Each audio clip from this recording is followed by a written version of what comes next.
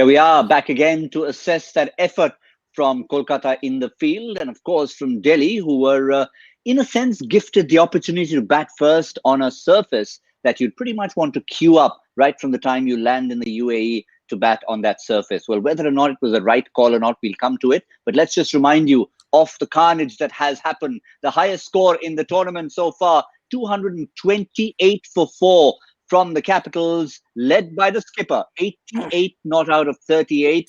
Could have given himself chance of 100, but he didn't. Prithvi Shaw was excellent with 66 of 41, and Rishabh Pant, well, until he was taken by Andre Russell there, was the best of the bowlers, 38 of 17. All around, power hitting from Delhi.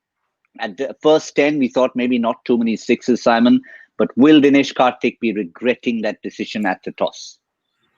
Well, it's a decision that's proved, fruitful for most of the teams in this competition so far, and I don't understand. I still don't quite get why teams haven't cottoned onto it yet. They still decide to bowl first. They want to bat first and look for the wet ball later on. It just doesn't. I don't know whether it makes any sense, but it's what they've been doing. Teams have not been winning doing that, electing to bowl first, and it might prove a pretty bit pointless for DK again tonight. Yeah, Joy, we talked about this earlier. We didn't seem too perturbed, but it was a very quick show we had before the start of the game. But looking at it now in hindsight? No, absolutely. My point is simply, why allow the other team to take the advantage? If you know this is a good batting pitch, why allow somebody else to put 200 on the board and put pressure on you? You've got a young team. It's a pretty young team. There's a lot of youngsters out there. You're just putting them under unnecessary pressure. Instead, if you went out there, Dre Russ and all got a great end. If you were on 205, 210, it would have been a very, very different game. And I believe play your strong suit first. And I don't know why they didn't do that.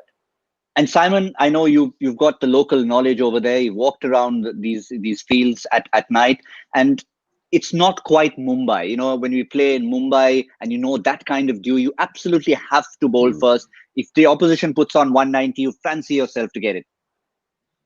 Yeah, there is dew. And I mean, I'm not going to say that there's not. It does affect things later on in the night. And yes, you need rags and the ball does get wet. But teams have coped with it.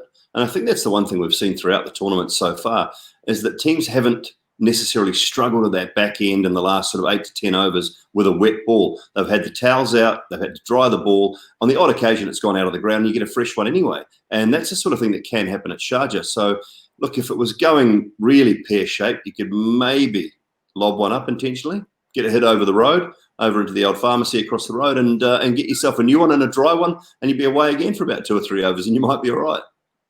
Maybe that was a strategy. Maybe that's why they had the guys waiting there. There's a pharmacy, which I think a couple of players will need to visit tonight. There's also a hardware store. Maybe they can pick up a new bat or two for the run chase. But let's look at these numbers that are updated now in terms of the bludgeoning sixes we've had at six-hitting Sharjah. And it's a story so far. Compare it to Dubai and Abu Dhabi, and you'll see the stark difference.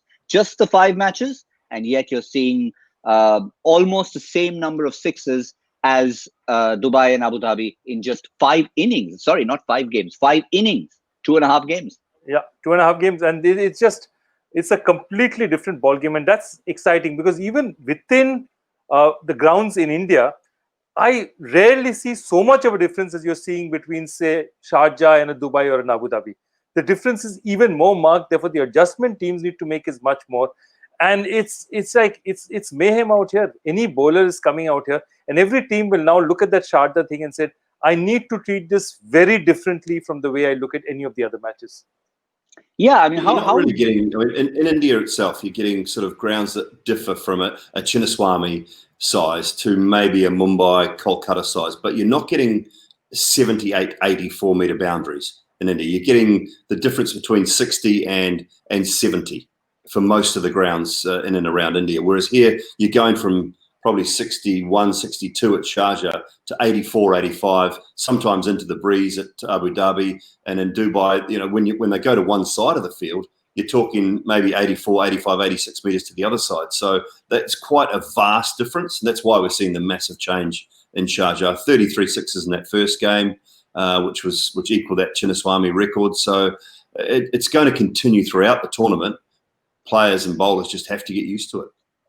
What do you do with team selection in a situation like this? We saw Steve Smith lose his way mentally in a sense. They felt they were in charge after moving from the smaller to the bigger ground, and you could see the difference. What about when you choose your bowlers? I mean, you could see someone like Andre Russell was actually effective.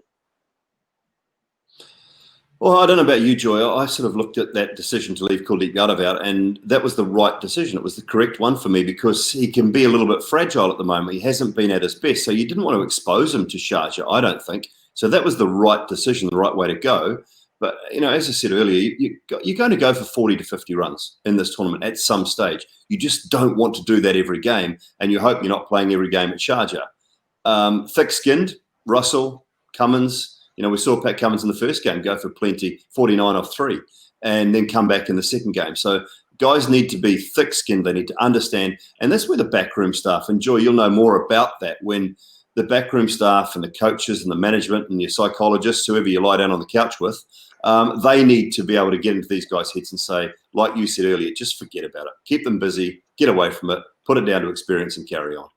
Yeah, and there's one more very interesting thing I was noting, and that's really, if you see the analysis, it's not that Varun Chakravarti's analysis looks terrific. You know, no bowler's analysis other than Andre Russell's looking too good out here. But there seems to be a change of the guard. He bowled with confidence. He got the 19th over. That is normally Sunil Narayan's over. Sunil went for 26 and 2, didn't look effective. They decided to go with Varun Chakravarti. And if Sunil is not being entrusted with the ball at these times, it is a definite change of the guard. I mean, he has been KKR's constant for 10 years, 11 years. He's been constant. He's been the guy there. And suddenly they're saying, 2 overs, okay, Sunil, we're not going to give you the ball. We're giving Varun Chakravarti the ball. And I think Varun Chakravarti bowled well. I don't think the figures will reflect it. I think no figures will reflect it. But something is happening here, which is a seismic shift in KKR policy. Yes, and if Sunil Narayan's not going to give you the runs with the bat, and we've already talked about that, remember? Rahul Tripathi coming to the side. There's a possibility he could open the batting because of the fact that if you're getting Nokia and Rabada coming hard at you, Sunil Narayan's going to get it up there, and he doesn't quite enjoy that. But Shreyas Iyer, we enjoyed his batting. What an effort. Came in, realized Shikhar Dhawan was going slightly better at the other end, took his time, and when he delivered, or Prithvi Shaw doing well at the other end, took his time, but when he got going, he was in top gear. It was stunning, wasn't it? I mean, I said it earlier. I love watching this guy play. I love his attitude. I love the enthusiasm that he brings to his captaincy. He's learning along the way. But that was an innings of power, which we are probably not as used to seeing from Shreyas Iyer. Timing and ability to understand the situation in the game. It was superb, not. And Joy, that can be slightly deceptive from the opposition point of view, because in a match like this, you're sometimes thinking, hang on, are they going to send Stoinis up 50 of 21 in the first match? Are they going to send Hetmeyer up the order? No, they stick with the captain who's got the ability to play a different role here. No, absolutely. It was a textbook acceleration. You know, the openers getting something, then, you know, letting Prithvi Shaw dominate, then Shreyas Iyer. And I'll tell you a stat which is absolutely stunning. There was a 72-run partnership between Shreyas Iyer and Rishabh Pant. The first dot ball in that partnership was when Rishabh Pant got out. It was textbook. Wow. It was textbook the way they ran this thing. So what I'm saying is, it's not just about, then Rishabh Pant comes in, takes singles, then starts hitting sixes. In fact, if you have to write a manual about how to sort of put together a innings total, construct an innings total, this was as close to perfection as I've seen, at least in this IPL, easily in this IPL. This is the best I've seen. And I think this sort of illustrates it well. It was not ultra dramatic. We've seen a 200 plus total here that was helped by 4 sixes from Jofra Archer at the end. So that was a bit of drama here and there. No dramas here, as you said, well constructed. And that shows it, Simon. Yeah, it does. And what we're seeing, and we've waxed lyrical, haven't we, about the Padikkals and about Jaiswal, all these young kids that are coming through that are 18, 19, 20 at the moment. The ones that proved it tonight are that 21, 22, 23 that were there 3 years ago, and they've learnt their trade. So they've been through the Under-19 World Cup 2-3 years ago, and now they are really shining. And we're talking about the next group that are coming through. And this is what the IPL does. It lets these young men express themselves, unleash themselves on a world tournament against world-class opposition, and they don't have any fear. That's the beauty of the young Indian player. There is absolutely no fear of anything anymore. And that's very vastly different, I think, from 15, maybe even 10, 15 years ago. Yeah, and the good thing, Joy, is we are seeing them come from different classes. Class of 14, class of 16, class of 18. And it's some of them, yes, maybe you feel they're being fast-tracked into it, but all of them are coming through the system in a sense. Yeah, absolutely. And when you saw that dismissal, that one dismissal where Prithvi Shaw, Nagar Koti, Shubman Gill, everyone's involved, and you say this could have been happening in the Nets in New Zealand. That's what would have probably happened out there. So, no, it's fantastic. And I said, what I loved is Rishabh Pant again. Everyone, he's got the same tag as Rohit Sharma had 5 years back. Overrated. Why do people care? Look at his cold numbers. He is an astonishingly good player. His strike rate was again plus 200 today. What he does on the cricket field is very, very difficult to replicate, and very few people do it as well as he does. Now, it's Simon, the way he gets out sometimes. Sorry, G. It's the way he gets out sometimes. That's what people find it easy to poke holes in. But what they don't see is what he does prior to getting out, or some of the things he does on the cricket field before he makes those mistakes and before he goes through those situations. So that's why I said earlier about Ricky Ponting. He'll be doing, someone like Rishabh Pant a lot of good, Prithvi Shaw a lot of good, just around the mental side of it and the management side of building innings. Yeah, so we've talked about all these personnel. They're on both sides. Now, the obvious thing to talk about is an Andre Russell as in when he comes in. But let's talk about the other guys who could help Kolkata if they are to chase this down. Rahul Tripathi is a new addition. Shubman Gill will want to play that solid type innings. Who for you, Simon, is the key to this run chase other than Andre Russell? I hate putting pressure on the young man, but Shubman Gill. And again, what do we see? 90 odd without for one in that 10th over. So that's the platform. You don't have to be 120 after 10 overs. 80 or 90 with the power in Morgan, the power in Russell, the power to come for that Kolkata lineup. That's okay. 80, 90 for one. But if you're 3-4 down, you're in trouble. And then you are relying heavily on Russell just to do the job on his own. They can't do that. So Shubman Gill to me is the guy that needs to be there for a majority of the innings. One of the things that you might see, and I believe that if the total had been a 170, 180, 190, there was a good chance that Rahul Tripathi would have walked out.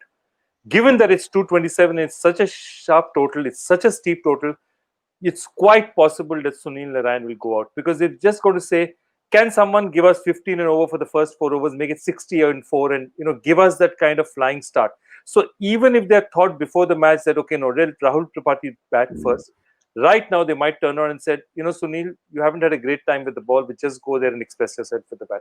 They've already said that, Joy. They have already said that. Sunil Narine has walked out. So with that, Joy's got a TV in the corner, isn't he? Yeah, he's been talking to them. With that information in mind, gentlemen, you can then go for another shot at the My 11 Circle Badge of Honor, which, Simon, you missed by just a little bit because they really went hard at the end. So 6-over score for Kolkata. I think it also gives us an idea of where we think they should be, let alone who is going to win. Joy, you go first since you had that info. 57.